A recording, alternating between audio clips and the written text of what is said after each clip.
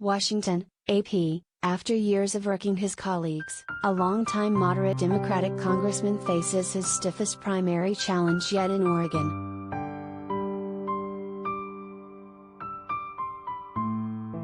In North Carolina, a rising Republican star beset by personal and professional scandals is looking to eke out a win in his GOP-leaning district.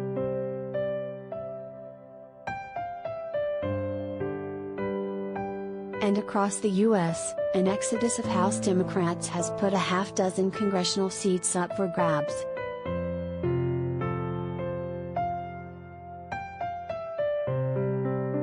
The outcomes of House primary contests held in Idaho, Kentucky, North Carolina, Oregon and Pennsylvania are not likely to offer hints of which party will control the chamber next year. But they will offer insight about the direction in which each party is headed after 2 years of unified Democratic control of Washington.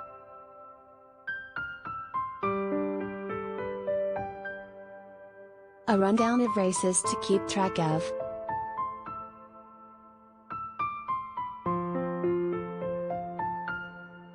Raft of retirements.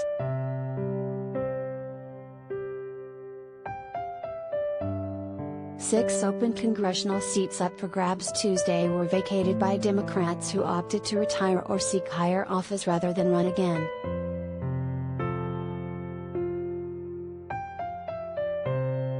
Mass exoduses from Congress are not uncommon before midterm elections, when voters have historically punished the party of the sitting president. But this year, an unusually high 31 House Democrats have announced they will not run again.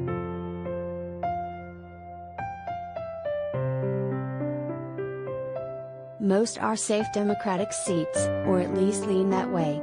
That means they likely won't play a role in determining which party controls the House next year. But the retirements represent a major loss of experience, knowledge and influence at the Capitol for House Democrats and underscore the party's deep sense of pessimism about their prospects in November.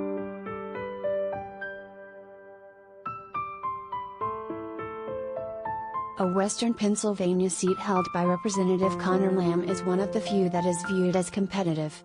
He opted to run for the state's open U.S. Senate seat rather than seek re-election.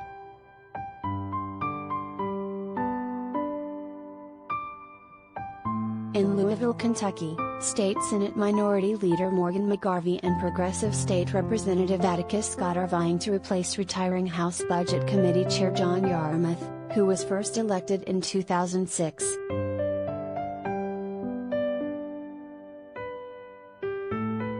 In Oregon, the retirement of House Transportation Committee Chair Peter DeFazio has set off a scramble. State Labor Commissioner Val Hoyle is a frontrunner for the safe Democratic seat.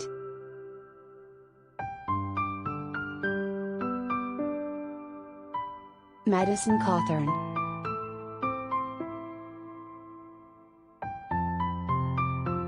Madison Cawthorn's unexpected 2020 win made him the youngest member of Congress and a rising Republican star. Then the scandals started to pile up.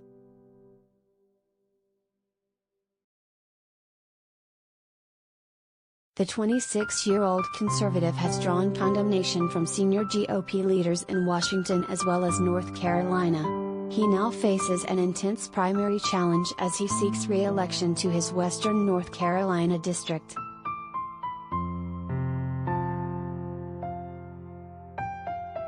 The race has drawn over a half-dozen candidates, who could split the anti-Cawthorn vote. But Cawthorn has the support of the Republican whose opinion may carry the most influence.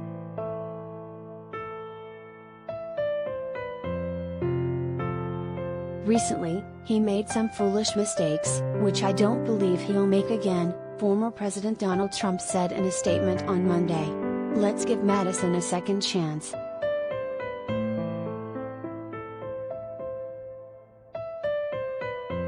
A test for moderates in Oregon.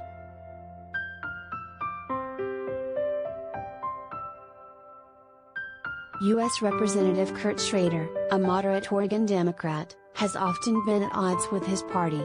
He likened Trump's second impeachment trial to a lynching, voted against Nancy Pelosi for House Speaker in 2019, and helped contribute to the collapse of President Joe Biden's social spending agenda with his opposition to parts of it.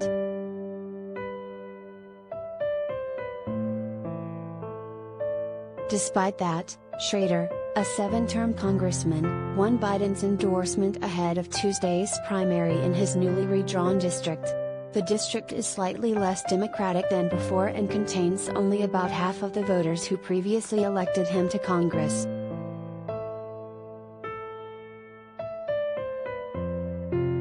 Progressive challenger Jamie McLeod Skinner has the backing of the local Democratic parties in all 4 counties covered by the seat. If she wins, she could face a tough general election campaign against the Republican victor.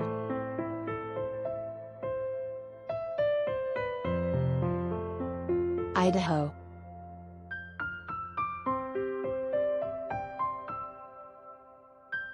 Republican U.S. Representative Mike Simpson of Idaho faced conservative attorney Brian Smith on the ballot in 2014 and smoked him by more than 20 percentage points. This time could be different.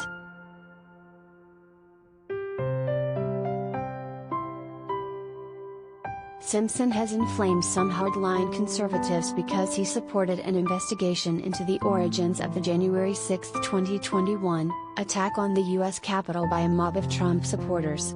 He also called Trump unfit to be president back in 2016.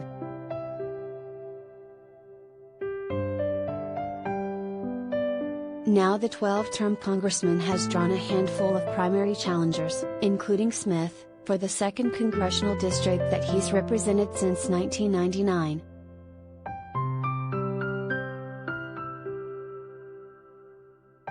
One of the biggest issues in the race is local.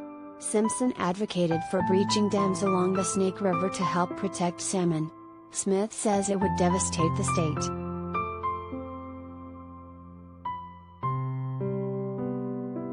He's basically declared war on farmers, ranchers and families, Smith told the Idaho Falls Post-Register.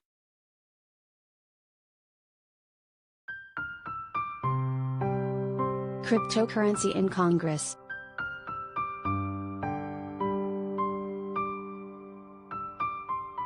Big spending by a cryptocurrency billionaire helped catapult political newcomer Carrick Flynn to frontrunner status in the crowded Democratic primary for Oregon's new 6th congressional district, near Portland.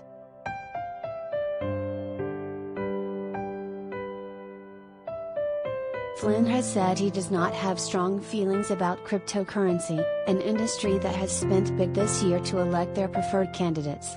But he's been the beneficiary of a $10 million advertising campaign from the group Protect Our Future and is the rare primary candidate to win the backing of House Democratic leadership.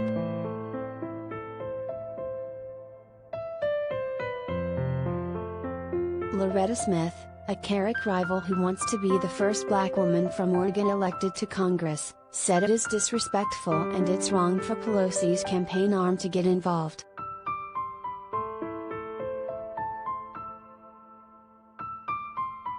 She and other Democrats in the race criticized the move during a joint news conference where they decried it as an insult to Oregon voters.